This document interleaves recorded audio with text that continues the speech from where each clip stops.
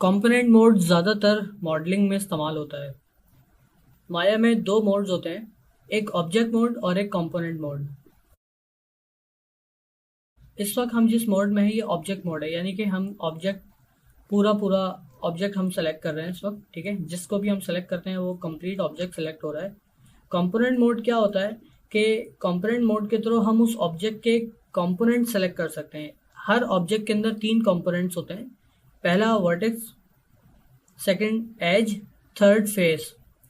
ठीक है, हमें अगर किसी पर्टिकुलरली कंपोनेंट को सेलेक्ट करना है तो उसके लिए हमारे पास ऊपर जो स्टेटस लाइन है उसके अंदर एक बटन है कंपोनेंट मोड का, select bye component type.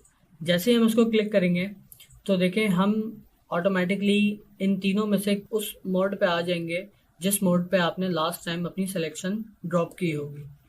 Component mode की short keys F9 for vertex mode, F10 for edge mode and F11 for face mode. हम अपने कंपोनेंट्स मोड के अंदर रहते हुए भी मूव, स्केल और रोटेट कर सकते हैं अपने ऑब्जेक्ट के कंपोनेंट्स को। फॉर एग्जांपल, हम वर्टेक्स मोड पे जाते हैं और हम इसको रोटेट करते हैं, मूव टूल लेते हैं, अगेन हम इसको शेप आउट करते हैं, शेप चेंज करते हैं, देन अगेन मूव टूल, किसी भी एक्सेस के ऊपर आप इसको रोटेट कर लें, देन इसको स्केल कर लें।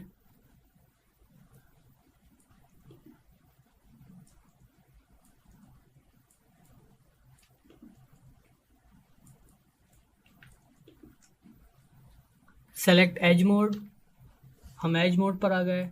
एज मोड पर आके हम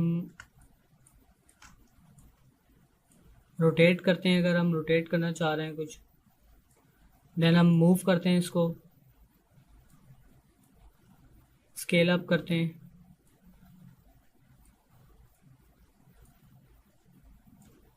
तो कंपोनेंट मोड में भी आप किसी भी ऑब्जेक्ट को जाके एडिट कर सकते हैं।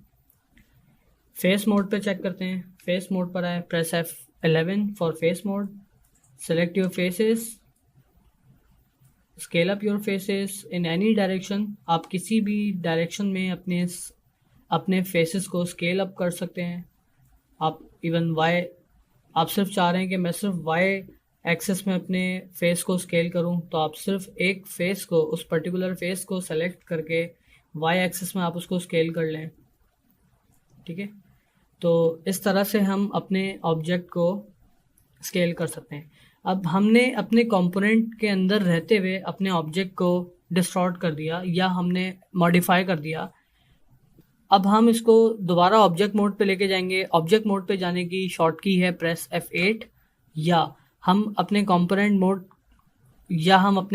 मोड के लेफ्ट हैंड पे आप देखेंगे कि सेलेक्ट बाय ऑब्जेक्ट टाइप। जब हम इसको क्लिक करेंगे तो देखेंगे कि ये अपने ऑब्जेक्ट मोड पर आ जाएगा।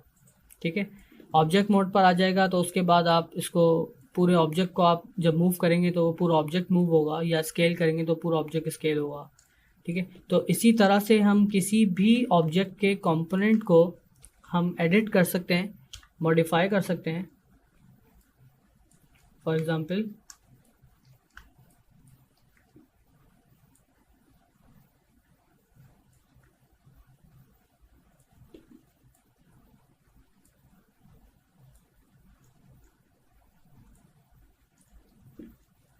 ठीक है, तो ये हैं पॉलीगॉन्स के कंपोनेंट मोड।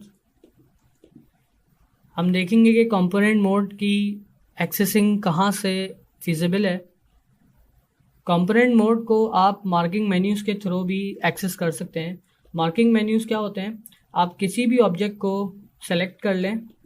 लेट सपोज हमने सेलेक्ट कर लिया पिरामिड को अपने, मैं इस ऑब्जेक्ट के ऊपर राइट क्लिक प्रेस करके होल्ड रखूँगा तो देखेंगे कि हमारे पास एक मार्किंग मेन्यू ओपन हुआ है।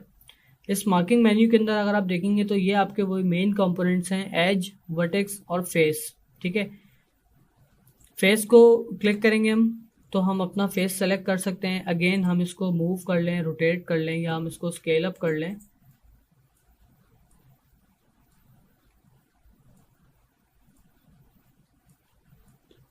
ठीक है, अगेन मार्किंग मेन्यू ओपन करते हैं, वर्टेक्स मोड पे आते हैं, आप अपने वर्टेक्स मल्टी सेलेक्ट कर सकते हैं शिफ्ट प्रेस करके, स्केल कर लें उसको।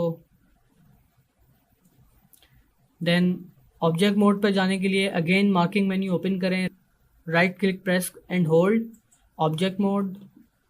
देन अपना ऑब्जेक्ट आप मूव कर सकते हैं, किसी भी प्लेस पे आप इसको ट्रांसलेट कर सकते हैं, मूव कर सकते हैं। सो ये हमारे कंपोनेंट मोड थे और मार्किंग मेन्यूज़ के थ्रू हमने देखा कि अपने कंपोनेंट मोड को कितनी आसानी से हम सेलेक्ट कर सकते हैं, ऑपरेट कर सकते हैं। नेक्स्ट लेक्चर में हम देखेंगे कि हॉटबॉक्स क्या होता है, हॉटबॉक्स के थ्रू हम क्या काम कर सकते हैं।